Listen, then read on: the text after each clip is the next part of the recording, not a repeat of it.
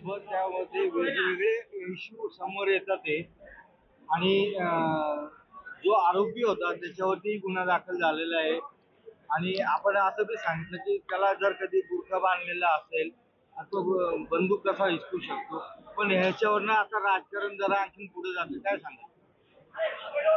असं आहे की तुम्ही तुमच्या प्रश्नातच उत्तर आहे. त्याने बुरखा घातलेला होता आणि तो बंदूक कशी हिसकावू शकतो.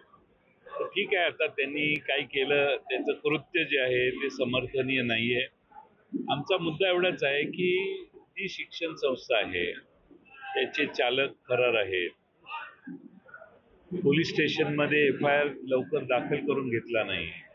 या दोन गोष्टी या धसाला लागल्या पाहिजेत आणि त्याचा मृत्यू झाला म्हणजे आता बाकी सगळं केस संपली असं सरकारने करू नये आणि ती चौकशी करावी.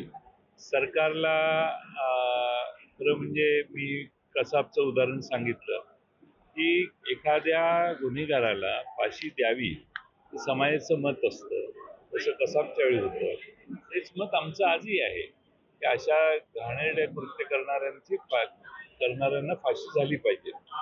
परंतु ते करत असताना त्यामध्ये त्याला सहभाग होणारे, त्याला मदत करणारे, त्याच्या गुन्ह्यात सहभागी असणारे या सगळ्यांचीच नावं बाहेर आली पाहिजेत ना.